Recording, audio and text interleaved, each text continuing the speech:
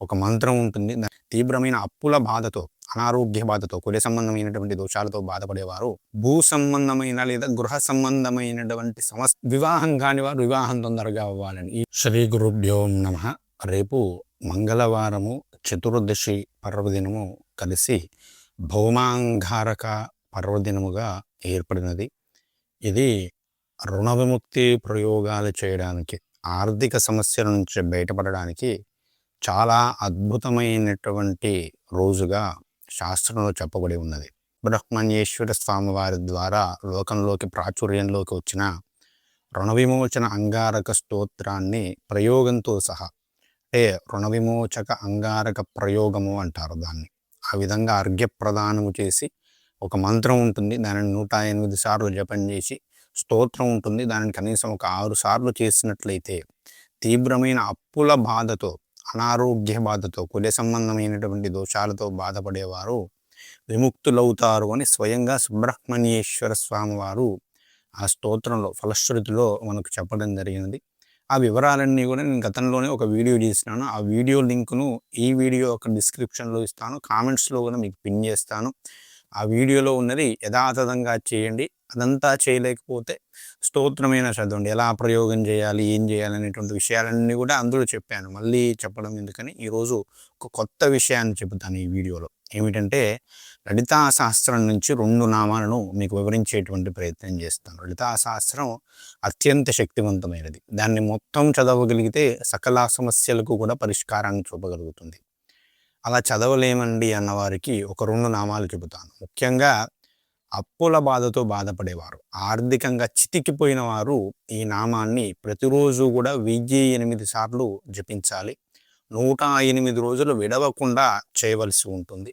రోజు అమ్మవారికి పంచపూజ చేయాలి. అంటే గంధం పెట్టాలి, ఒక పుష్పం, ఎర్రటి పుష్పాలు పెట్టండి, ధూపం వేసి దీపం నైవేద్యంగా బెల్లము, పానకము లేదా పరమాన్నాన్ని, బెల్లంతో చేసినటువంటి పదార్థాన్ని నివేదన చేసి ఓం అపర్ణాయై నమః అనేటువంటి నామాన్ని 1008 సార్లు జపం చేయండి. దీన్ని సంపుటీకరణ చేయవచ్చు, ఇలా సాధారణంగా చేయవచ్చు. సంపుటీకరణ అంటే శ్రీమాత్రే నమః, అపర్ణాయై నమః, శ్రీమాత్రే నమః అని ఈ విధంగా చదవాలి. లేదా సాధారణంగా అయితే ఓం అపర్ణాయై నమః అని 1008 సార్లు చదవాలి. ఈ 2 విధానాలలో ఏ విధంగా చదివినా కూడా అద్భుతమైన ఫలితాలు వస్తాయి. సంపుటీకరణ చేస్తే ఇంకా ఎక్కువగా ఫలితాలు వస్తాయి. ఇది అప్పులకు, ఆర్థిక సమస్యలకు, రోగ విముక్తికి, కుజదోష నివారణకు కూడా పనికి వస్తుంది అని పెద్దలైన వారితో ప్రయోగపూర్వకంగా ఎంతోమంది చేసి ఫలితం పొందినటువంటి గొప్ప ప్రయోగము.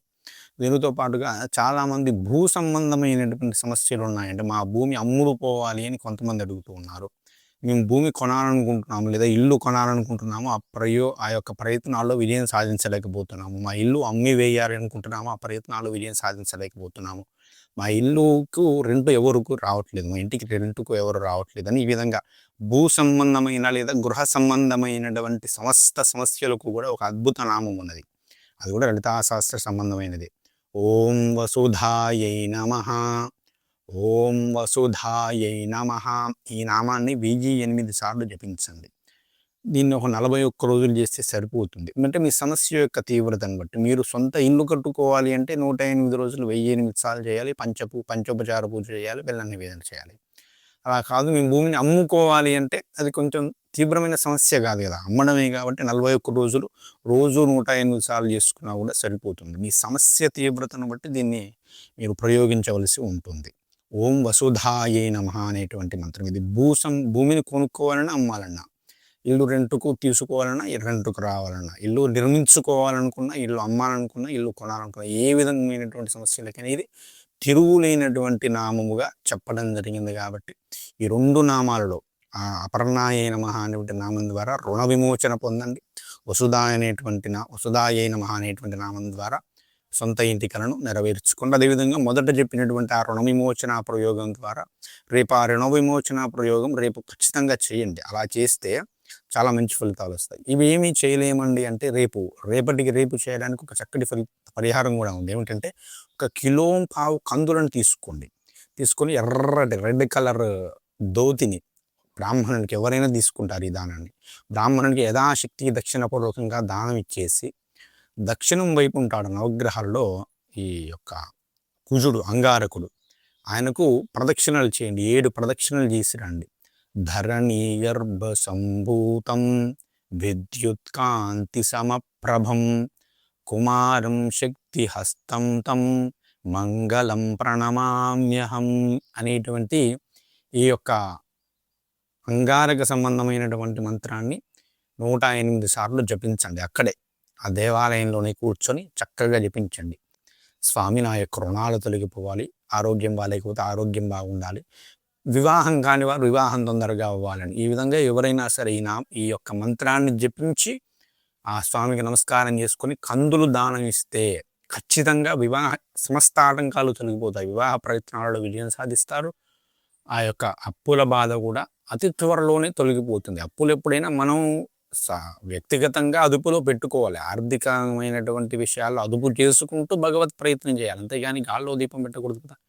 ఎప్పుడైనా అంతే. ఉద్యోగం పురుష లక్షణం శాస్త్రమే చెప్పింది. మన ప్రయత్నం మనం చేయాలి. పురుషుడు జీవుడుగా మన ప్రయత్నం మనం చేస్తూ భగవంతుని సహకారాన్ని అడగాలి, అంతేగాని కేవలం భగవంతుని మీద పెడితే మనం తప్పులు చేసాం కదా, అప్పులు చేసామంటే తప్పులు చేసాం, అదే వేరే అత్యవసర పరిస్థితుల్లో చేయడం వేరు. కానీ విలాసాల కోసం అప్పులు చేసి ఇబ్బంది పడడం అనేది మన స్వయంకృత అపరాధమే కదా.